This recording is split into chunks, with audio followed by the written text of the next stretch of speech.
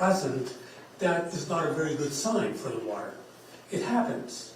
It just happens that the fourth measurement that we made this year happened exactly on the day that some activity was going on at the dam construction.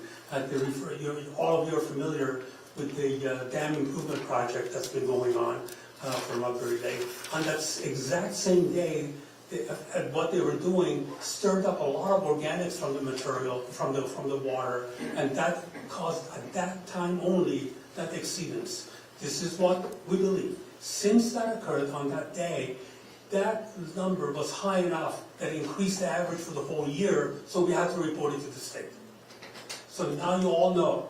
After that took place, we have made several other measurements all over the city, and the levels are well below, the maximum that they could be. So there's no cause for alarm at this point. The water is perfectly safe, and there is really no issue, and be assured that we're on top of the water quality that we distribute to all of you. And this, you want just to give a little brief as to what we're going to hear now? Yeah, I'm going to introduce them, absolutely. So, having made that statement, I'll get to the presentation. So I have something to say here. Cities and communities are generally established in areas where there's plentiful and safe supply of drinking water. So, water is the lifeblood of the city, and Saratoga Springs is no exception. Our livelihood, our economy, and our hospitality and tourism all depend on reliable, safe, and plentiful supply of water.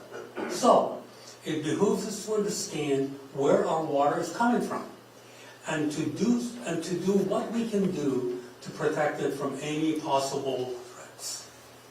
It is in this light that tonight, the Department of Public Works has invited Martin and LeJudas to make a presentation to the City Council and to the whole city of Saratoga Springs on the topic of our primary source of water, Loveberry Lake. DPW wants everyone to understand the reality that we face and be prepared for the actions that we must take to address any issues. Citizen involvement in making the right decisions for our community requires that people understand, requires that people know the facts and weigh in on the difficult choices and decisions that we have to make. This presentation is a layman's summary of the report that Barton and LeJudas submitted to DPW back in March of 2025, a copy of which can be obtained at the city's website. I would like to thank Mr. Rich Strout, principal at Barton and LeJudas, and his colleagues, Dave Hanning and Jason Ballard, for appearing here tonight to make this presentation to us. I understand how hard it is for experts to explain themselves in a language that ordinary citizens of all backgrounds can understand and appreciate. Rich Stroud and his team have worked hard to do exactly that for us tonight. Now I introduce Rich Stroud, who, as you may know, is also the current mayor of Woolersville. Rich.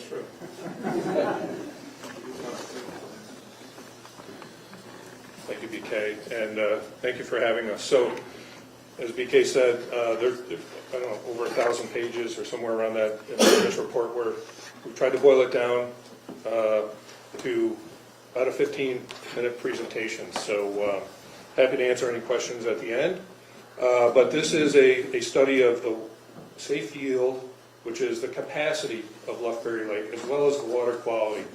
And this is what we'll talk about is a little bit about the context of why are we doing this, and what is Loveberry Lake to the city.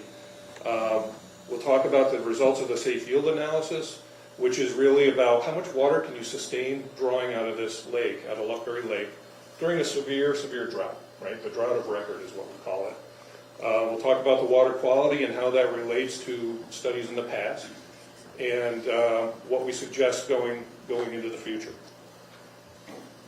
So Loveberry Lake, a little bit about the context. Loveberry Lake has been in service for the city since 1871. It's been the city's main water supply for a long, long time. It has a usable volume of just under 200 million gallons. That's how much water can be drawn out of it. Could you point out the lake so you see exactly? Yes, you're going to see this map a couple of times, actually. Let me see. So here's Lufberry Lake, okay, it's this dark area here. These green lines are the tributary streams that flow into it. This is the city of Saratoga Springs boundary, okay, so Route 50 comes through here. This is the boundary between the town of Wilton and Greenfield. So Greenfield's over here, Wilton's here. And this blue area is the watershed. The watershed is basically if a drop of rain falls within that blue area, it ends up in Lufberry Lake. Okay, so that's what this map is showing, and we're going to have this up a couple of times during the presentation. So the lake itself holds just under 200 million gallons, 196 million gallons. That watershed, that blue area, is about 5 square miles, so it's really not all that large. But you can see that most of it falls within the town of Wilton, and a good portion in Greenfield, and a very small portion in the city. Although the city does own the land around the lake and along that main tributary coming in. The additional thing is Bog Meadow Brook, which is this way over in Wilton to the right, was built in 1964, which happens to be the drought of record, when Lufberry Lake was dropping to very critical levels. There was an emergency project to build the impoundment at Bog Meadow Brook and pipe water over and into Lufberry Lake to supplement that supply. So everything we're going to talk about tonight is a combination of Bog Meadow Brook and Lufberry Lake in terms of capacity. Okay. A little bit about the history. This isn't a complete history of the study of the lake because Skidmore College and their students study it on a regular basis. There is more information, but this is a benchmark study. So the first one, 1988, this is commonly known as what's called the Sutherland study.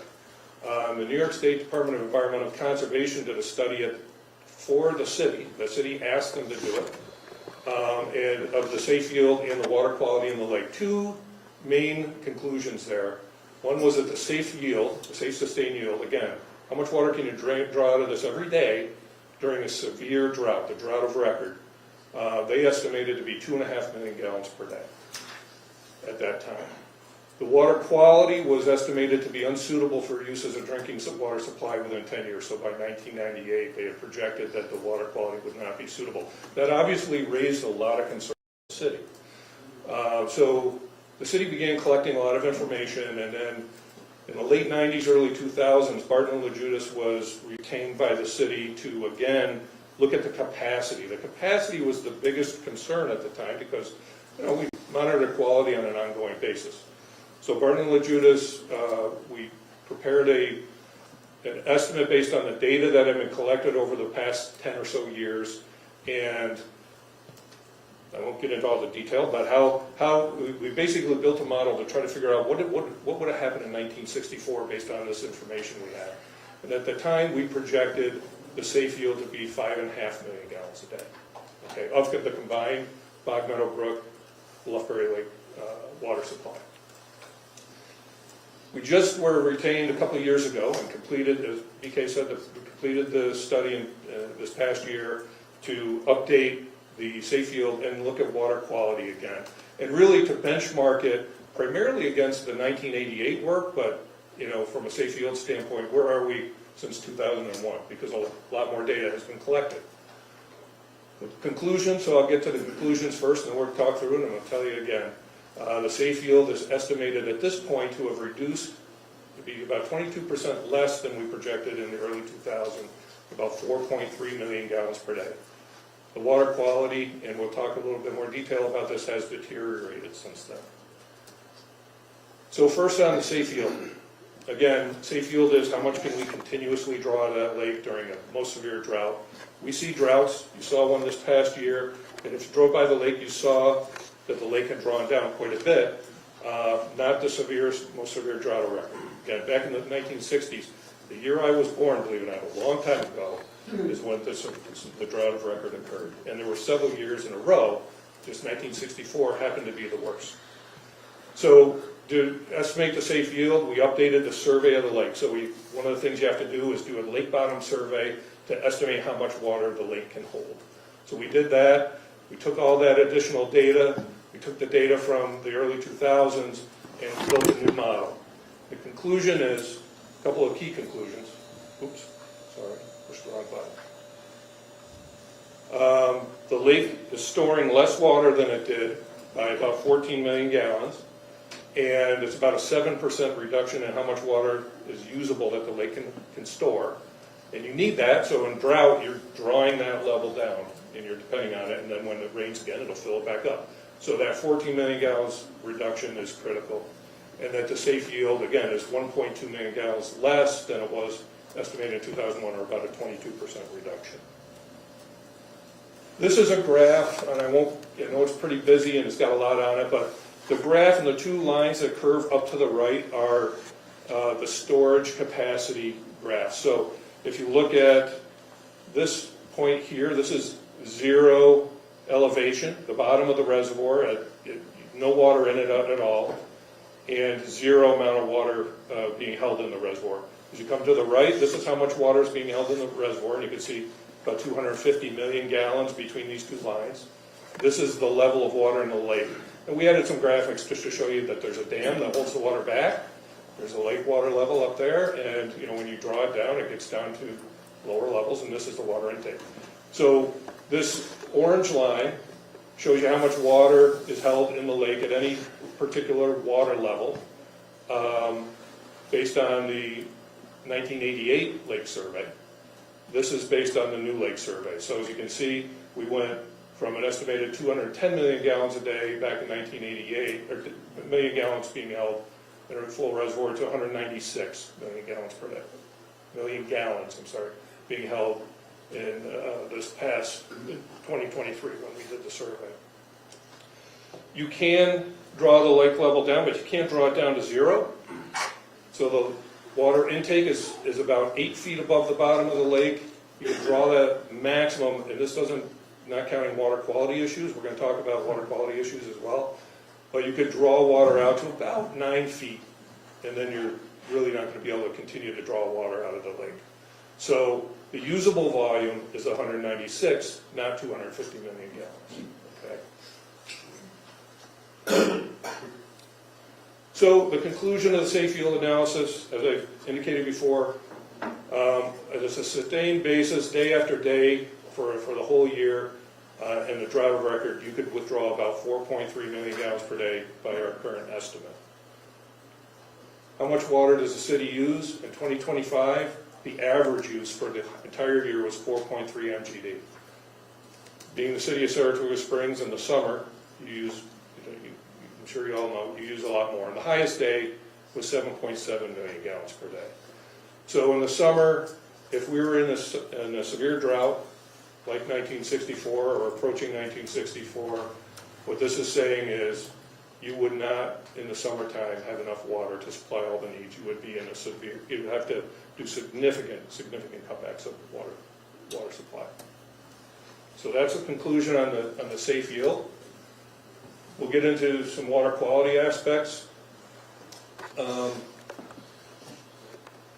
think Dave's going to take over for a bit. Sorry. So again, the study was twofold, looking at the capacity, the safe yield of Loftberry Lake, but we also wanted to look at the water quality.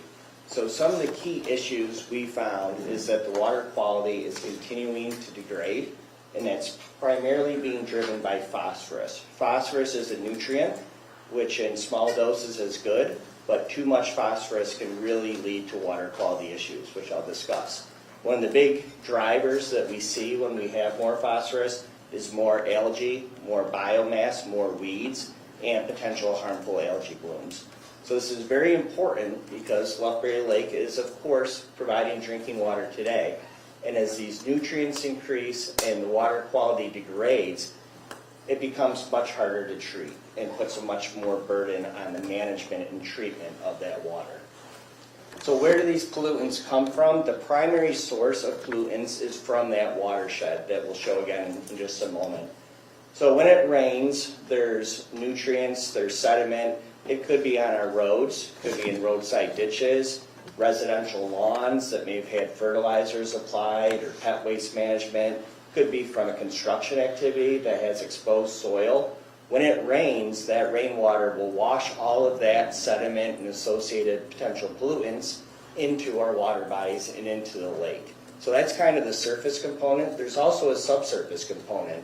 So the soil chemistry, failing septic systems, leaking sewer pipes, can all contribute flows and nutrients and contaminants into the lake as well. And across New York State, Loughbury Lake is not different, but we are seeing more intense storms across the state, higher intensity storms or over a shorter duration of time, and this just really exacerbates the problem, makes it much worse, and as more pollutants enter the lake, they become harder to treat and harder to manage as a water supply.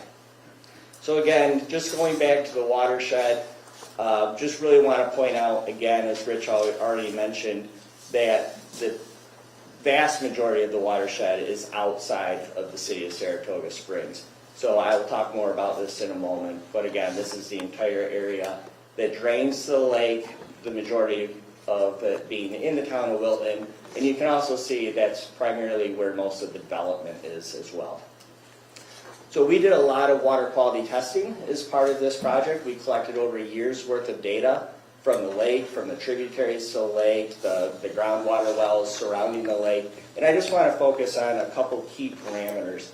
The first being phosphorus, which is this blue line here. And we compared the data back to 1988 to really get a benchmark and identify how things are trending. And the phosphorus from 1988 to last year has doubled. Now, you correlate that with the red line, which is chlorophyll. And you can think of chlorophyll as what really drives weed growth in a lake. So the phosphorus is doubled. The chlorophyll, which is the result of the phosphorus, has gone up 2.5 times. So when we look at lake water quality, we classify them based on their trophic condition. And without getting too deep into the weeds, literally, we can look at an oligotrophic lake, which if you can see this picture, very clear, limited biomass, doesn't support a lot of fish. And as you go to the right on the bottom, as you get into a hypereutrophic condition, you can see a lot of weeds, a lot of chlorophyll, harmful algae blooms potentially, very, very good. Fish love it, but it's not the best for a drinking water supply system.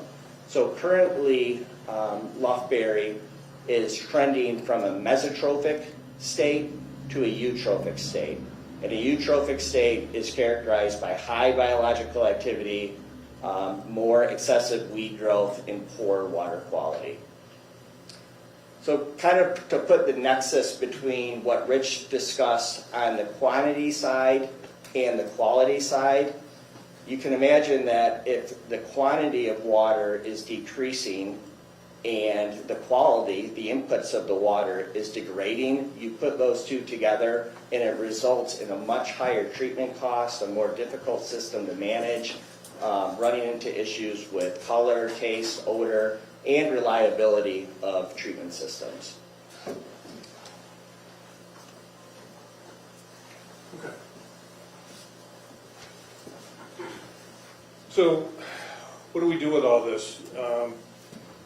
What's recommended is to begin trying to take some measures to protect the lake water quality. At least stop the degradation and ideally improve the water quality. What's this going to require? It's going to require working with the town of Wilton and Greenfield because so much of the watershed is there, right? There's watershed protection management plans that have been developed. They involve looking at watershed projects within the watershed that will reduce the pollutant flows into the lake. It involves putting together specific projects, identifying measurable results that are expected, putting together a timeline, identifying what's that going to all cost, right? So what we're recommending is that a watershed management plan be developed and that be worked through with the town of Wilton and the town of Greenfield. So what's incorporated into a watershed management plan? It's really the playbook to how to restore or prevent continued degradation of a water body. So the first thing is identifying all of the inputs, again, modeling of the water quality, the runoff that is going into the lake, and then really identifying priority projects. With that comes identifying the cost for the projects, where the projects could be located, what funding opportunities are available, and then developing a playbook to implement those projects. As Rich mentioned, will require intermunicipal cooperation. Once a watershed management plan is developed, it can really, however, open up funding opportunities for grants and other resources to help implement these projects. So the types of projects that we typically see in a watershed management look at failing septic systems, public sewering projects, look at best management practices on agricultural projects or even construction projects, stream bank stabilization. From our water quality modeling that we did, we found that eroding stream banks into Loughbury Lake was one of the primary contributors of sediment and phosphorus. We could also look at green stormwater infrastructure. Green infrastructure is treating stormwater at the source where the water falls, with much smaller practices that promote infiltration into the ground. So a rain garden or other smaller practices to treat stormwater at the source. Some of the measures could be public education, outreach, fertilizer management on residential properties, looking at municipal operations, how roads are managed, how ditches are managed. So this is done across New York State. I'm not going to go through all these plans in detail, but there are several plans that have been developed across the state. I will highlight Skinny Atlas Lake, which is the drinking water source for the city of Syracuse, unfiltered drinking water source. All of these plans, what they have in common is that they set a goal for the water quality of the lake.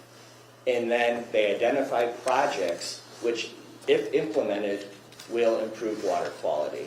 So there will be a target for phosphorus, nitrogen, other parameters, and then projects that, if they're implemented, will have a reduction on those items of concern. All these plans have a tracking in place, so they're monitored to make sure that progress is being made. And the plans are very effective, and monitoring really plays a big piece of that. So the plans set the direction for the future management of the lake and identifying actions to take. So really, this is kind of the wrap up, right? Loughbury Lake's water quality and its capacity have deteriorated. And that's a trend that we've been able to show from 1988 to current time, and which we expect would continue. We're recommending creation of this watershed management plan, and taking some early steps to reduce water runoff and erosion would probably be, stream bank stabilization would probably be very effective very quickly. But even if you were able to stabilize the water quality, you still have a capacity issue. That's a concern. So we recommend addressing that, right? Looking for additional sources of water, supplements, and really planning for that drought of record scenario. Is that basically what Bog Meadow has been? At some point, we expanded volume by going to Bog Meadow? So yes, in 1964, during that severe drought, that's what was done, right? There was fear that the lake was going to run dry. So there was an emergency project to impound Bog Meadow, and since that time, the city's had the ability to pump water in. The numbers that we showed here include Bog Meadow. So even with Bog Meadow, there's a water supply need. And that is additional wells like that. I think we've identified another source possibly that could be used like that. Mm-hmm. That would be somewhat, a solution. Right. Right. Yeah. And I'm not sure what was found yet, but that's the kind of thing. We had a report. Yeah, that's the kind of thing that we're recommending is find some additional water supply because you're going to need it if you get into a severe drought. Okay. Any other questions? Yes, I do have a question. So how confident are we in those, for example, the 1988 study by DEC? Because obviously they said in 10 years we're going to have no water. So how much confidence should we put in those earlier analysis and reports, even in that time period, 1988 and 2001 as well? Great question. So we didn't count on the conclusion, right? We actually, back in the early 2000s, late 90s, were asked to look at those, and we did. So we didn't count on conclusion. We knew that they were not right. We knew that the lake was still being used as a drinking water supply at the time that it was projected that it wouldn't be usable. But the data was solid. Like the underlying data was there, right? The water quality measurements, right? They took samples, they sent them to a lab, and that's what we looked at for this study to compare. The capacity study, one of the things that was a concern in 1988 was they actually measured flows of water all coming into the lake and did a water budget, but it was a normal-ish year, right? They didn't really have a good method of projecting back to 1964. And so they more or less said, we think it's about this. And they took a very conservative, and that was a 2.5 million gallon per day number, which is why we were hired to do an update of that in the late 90s, early 2000s. So we did that based on the original lake survey, right? We didn't do an updated lake bottom survey in the early 2000s. We assumed that for that purpose that the lake could hold as much water as it did in 1988. And we had a fairly limited data set, right? So, we built that model. This model that we built this time has a new lake survey and has another 20 years worth of information that's been built into the modeling. So we're much more confident now than we were in 2001, and we know that now is way better than 1988 was. You mentioned that Skidmore keeps tabs on this as well, and how accurate, how good are they? Well, I think they I think they do good water quality measurements. I looked at some of the studies and things that they've done, and I can't tell you that they're all right. I looked through them, but the water quality measurements are sure good. I mean, they have I'm just good lab, wondering whether we and can they kind have of talk to them. PhD scientists that are overseeing it. I do have another question though. Does Wilton get water from us? Yes, Okay, so we sell them water? yes, Okay, so they have a vested interest? yes. And may I respond to something you said about Skidmore? I've been in touch with Professor Kurt Swinmo, you may know him. Right. And he runs a class, an undergraduate class in environmental sciences and engineering. And he uses essentially Loveberry Lake as a laboratory to make measurements. That's great. And one of the things I want to do is to work more closely with Skidmore and have them be more involved in We're very open to doing Right. that. Joey, that question. I do, thank you for Sure. your presentation. On the water quality, do those trends towards the Eutrophic. conditions, do they pose any near-term risks to the drinking water or quality or cost of treatment of the water? Any near-term? No, it's a gradual decline. So what we look at, again, if you look at the amount of time, it's been 1988, so till now, to see that doubling of phosphorus and the 1.5 times of the chlorophyll. So is it like next year going to be tremendously worse? It's going to be incrementally worse, right? It's like inching toward the worst condition. So like another 25 years, so we have to address Well- it now. I'm just wondering, Well, so the watershed, the water quality, Yeah, exactly. the watershed management plans are a long-term play. I mean, those will not turn the water quality around overnight. You've got to get the cooperation, it won't be one project, it'll be a number of projects throughout the watershed to do that. So, I guess our recommendation would be stop the deterioration and begin to work on stopping the deterioration right away and look for additional water supply sources. And so I did look back at our 12-16 meeting, we did have a presentation by, I think it was CHS, I'm not sure, CHA possibly, I'm not exactly sure. Pardon? Oh. But they did do test wells in Geyser, and they found 2 that could produce 1.5 million gallons a day. And they said if we were to, if all our ducks were in a row, they could be operational in 9 or 10 months. Is that something you would recommend? Like, is that part of this plan? Would Yeah, that be so part of our recommendation was find some additional sources of water, and if you found some additional sources of water that you can capture and get online, I would recommend pursuing. And that would help with that 22% reduction that we saw since 2001. So I think one of the things, the numbers to think about in terms of capacity are the 4.3 million gallons a day safe yield out of Bluffberry Lake and Black Meadow Brook, and how much water do you use in the summer? And we know it approaches 7 million gallons a day. Some days it's over that. So how much more water do you need to meet your summer demands? That's really the thing to look at.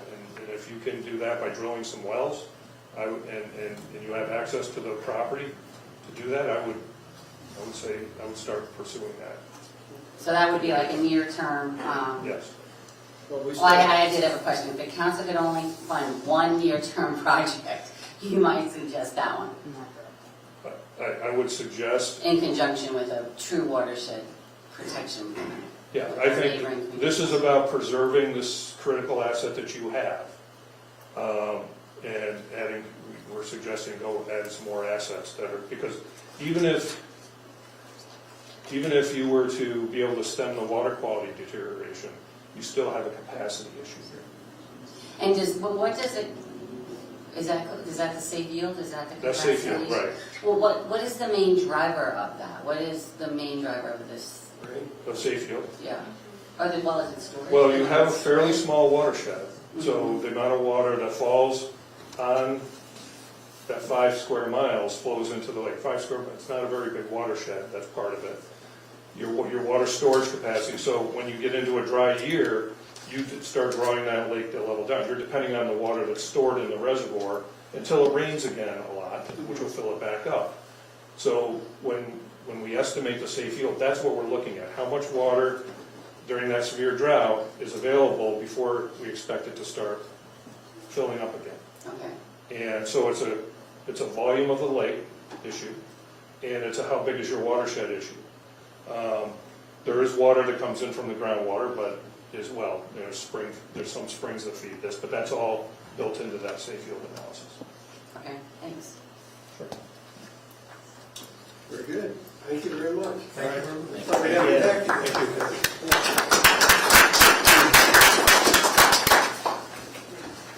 you. Okay, moving on, I make a motion to accept the consent agenda as it's been presented. Is there a second?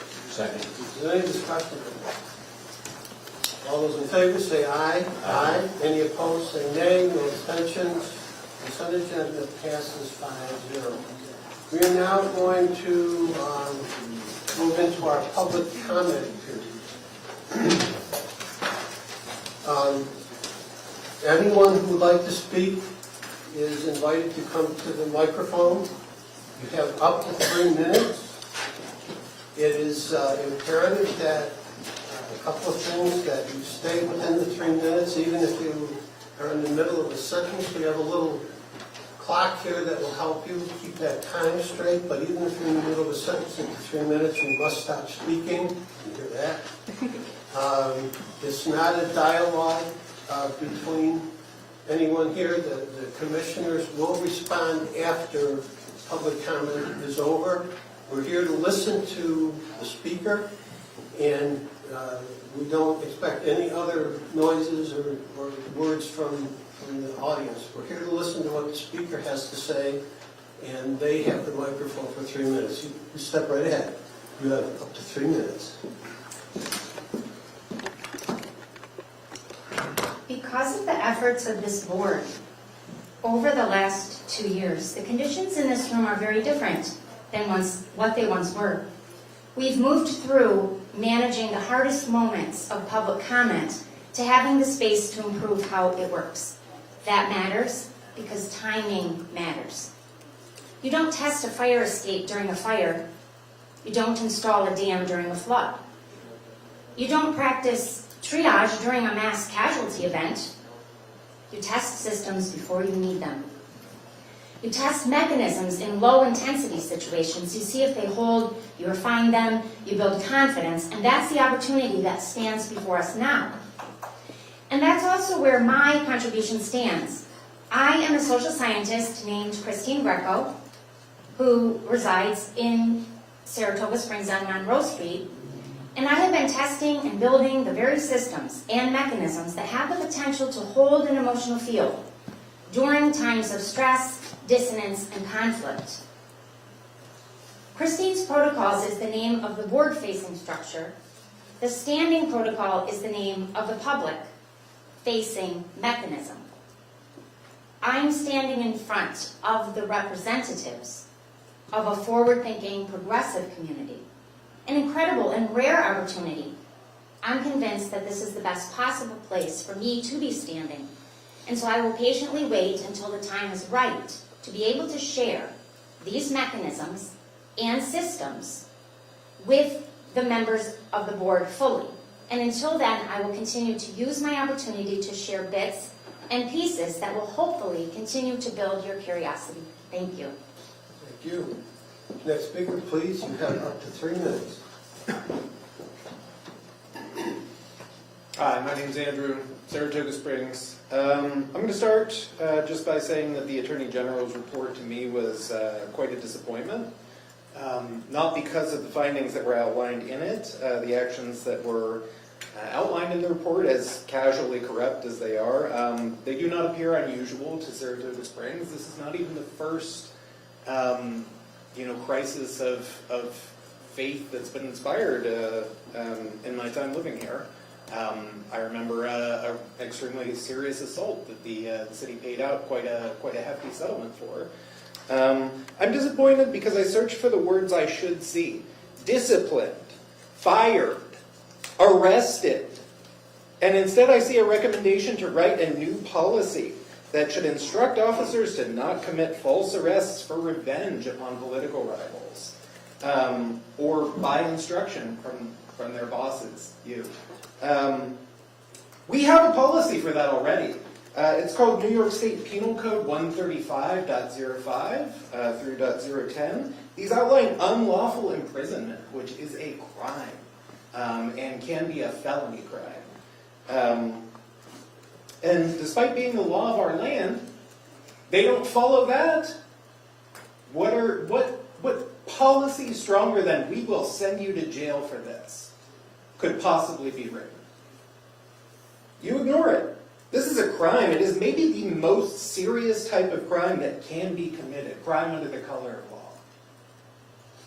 When you murder one man, a person is dead. When you murder trust in our society, you are so much, I don't know that you're worse, but you're extremely bad. If I were called on now to sit on a jury and hear testimony from an SSPD officer, I would remember this. I would remember that false statements were made, arrests that were not supported by probable cause were made, as directed by political officials, some of them associated with people who sit on this current city council. And this does not happen in a vacuum. You are not comfortable enough in your actions when you are surrounded by other people who will not do the same as you to take actions like this. This only happens when you are surrounded by people you are sure are doing the same thing or who will cover for you. I'd like to close by inviting Commissioner Cole specifically to make a public apology to Jason Golub, who he took extreme offense with statements that he made in the past regarding everything done here. Thank you. Next speaker, please. Up to 3 minutes. Saratoga Black Lives Matter made history challenging white supremacy and classism in this city and exposing the corruption, racism, and collusion between police and elected officials in unprecedented ways. For the AG to affirm what activists have said for years is historic. It is a big deal for the state to compel the city to agree to specific actions, particularly when the city refuses to progress toward accountability through words. Yet it's hard to grapple with how the plan they devised is supposed to amount to justice. No check marks on a list will ever erase from a child's mind the experience of being shoved in their stroller into traffic as cops drag their mom away on baseless charges. As hard as the city tries to whitewash its racist history and present, there is no erasing the sounds of your friends being knocked to the ground or the screams from the crowd as officers pinned them down before throwing them into vehicles and taking them away. It's hard to imagine a corrective action that will erase the trauma of activists being followed, of having the powerful people in the wealthiest place in the capital region lie about you and describe in detail the physical harm they want to do to you and your family, or order police to follow you home and search your car. Illegal orders the police gladly obeyed like the spineless tools they are. Robin Bloodlust Dalton violated the rights of protesters, yet the protesters and their comrades, not Dalton, will be assigned police babysitters at future demonstrations. Robin doesn't need a babysitter specifically unless she's at Walmart. The same institution responsible for profiling protesters are now assigned to monitor us when we protest. The settlement includes language about the city removing jail for protesters not asking permission to demonstrate, a decision the city's attorney has indicated is part of a larger restructuring of city codes with the intention of dodging discovery laws, a move that will make it easier for SSPD to do exactly the thing the AG found SSPD to have done, arresting people without evidence. We wanted the city to implement the 50-point plan, and when activists were met with brutality and injustice, we called for accountability, apologies, and change. Instead, we are getting evasion, fines, and a protest cop. The city will agree to adopt changes to address wrongs it refuses to acknowledge. If only there was some way to guess how well that's going to work. But when the city fucks up again, the AG reserves the right to spend another 4 years in negotiations, speaking publicly like Oliver Wendell Holmes while acting privately like A. Mitchell Palmer. And just as the city did when given the 50-point plan, they'll lie, they'll hire a consultant to claim there is no racism contrary to the facts of the AG settlement agreement, which the city will adopt as a pretense to gain concessions from the state while getting nothing in return. As for the fines for protesting, here's an advance. Thank you. Thank you. Next speaker, please. You have up to 3 minutes.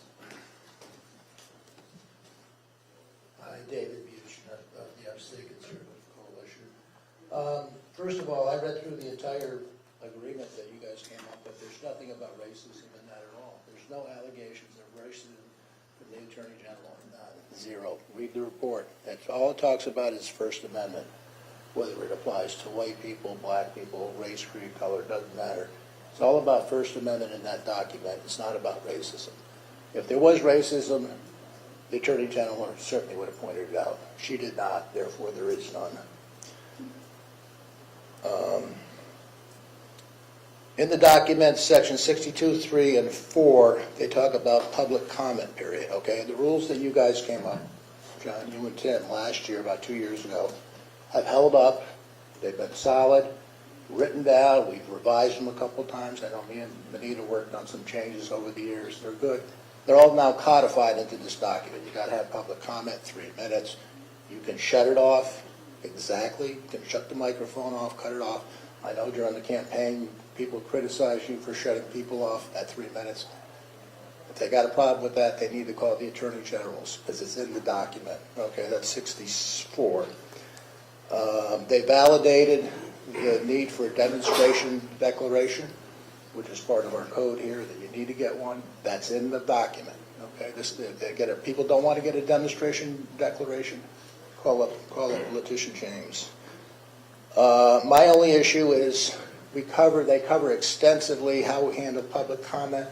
There's nothing in there on public hearing. And Commissioner Cole, you and I have talked about this.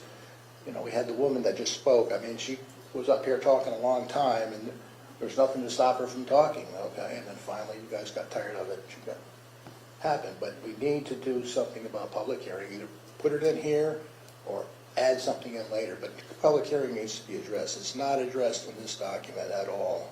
Maybe they didn't know that was separate. Document requires training, a lot of training. I hope Anita put away money to pay for all this training. We also got 50 points still sitting out there. There'll be a lot of money required, and this has been out there for 4 or 5 years, okay? So I'm assuming, well, I'm not assuming, I'm pretty sure it was neglected, but there needs to be money set aside to deal with all this stuff. And it's going to cost money, and people want to do all this stuff. You know, the board 4 years ago voted for the 50 points. You got all this stuff. You want to do this. It's going to cost money. Someone's got to pay for it. And then last, I don't have time. But in any case, that's. I'd like to stand up for all the people that were maligned in that report. I think they're all good people, and they were under stressful, unprecedented times, and people said things maybe that they shouldn't have. Thank you, sir. Does anyone else like to speak? Please step forward. We have up to 3 minutes, sir. Good evening, Council, and congratulations on being sworn in and your elections. I'm going to speak a little bit faster than normal because I think you've cut the time to 3 minutes, or maybe it was 5 minutes, now it's 3 minutes. There's at least 3 issues I want to get through. The first is the water report. I was amused about the 1,000-page report and your reactions to it, and including your questions. I'm going to try to synthesize that for you. The reservoir is simply a bank account. It has $200 in it at the beginning of the summer, and you can safely take out $4 or $5 a day. The report didn't say anything about what was going into the bank account. Okay, so you have to ask what the recharge capacity of the reservoir is, which is your income, the water income to the city. That is just a bank account. Based on what I heard, there is no problem with the water supply. All you have to do is anticipate that you're going to use more than is coming in, and to do that, you have to measure what's going in and what's going out, and I don't know if you're measuring what's going in. So what is the water recharge capacity of the reservoir? In addition to that, long term, this area, due to global warming, is set to get a lot more rainfall. So rainfall and snowfall are the 2 determinants of how much water you have, so you need to look at what those figures are, and you can tell by looking at the rainfall, the snowfall, and the snowpack in February how much water you're going to have in August. So I would go back to B&L and I'd say you need to come back with a better report that addresses these factors which you totally neglected in your report. That was a bad report. I'm not sure that you should pay them for that. The second issue that I would like to address is that AG report. I would throw that in the trash can. I would not sign that. I would especially not sign it on your first city council meeting. That has a bunch of findings of fact, which nobody agrees with, that you're supposed to sign and attest to. Now, it may say that you don't agree that there was any wrongdoing, but by signing the document, you're agreeing, or there's tacit agreement in the findings of fact that the Attorney General made, which are one-sided and they've never seen a court of law. So I would go back and say, hey, we're comfortable with doing what the report says we're going to do, which is to implement these plans to make sure that people's First Amendment rights are protected, but we're not going to sign anything that has findings of fact, which we disagree with, and it puts us at jeopardy of future litigation and future settlement costs. So I'd send that right back to that office and say, take out all those findings of fact, and we'll agree to do the plan and agree that we disagree on the facts. So I wouldn't sign any document that gets put in front of you on your first city council meeting. I mean, maybe we need to have a few more public comment periods about the people who are harassed and threatened with death at those events that haven't made it into the news media. All right, that's all I have time for tonight. Thank you. Thank you. Good job. Would anyone else like to speak? You have up to 3 minutes, sir. William McGilchrist, currently in Rock City Falls. During the presentation, I was thinking about a few different possibilities. Increased use of rain catchment could slightly reduce the amount of water reaching the lake, though this would be offset by reduced consumption and a consequent increase in retention. Alternatively, a lake could allow water to be channeled in while bypassing many of the opportunities for runoff. these two approaches could be blended together. The establishment of artificial wetlands in key areas would essentially pre-treat water on its way in a non-chemical manner. This has the potential to yield educational benefits. Fish strategically selected for consumption of the algae in question could reduce algae blooms with shift in algae quantities, helping to regulate their populations. Strictly organic food production at key points could help reduce the runoff and slightly dent local food prices at the same time.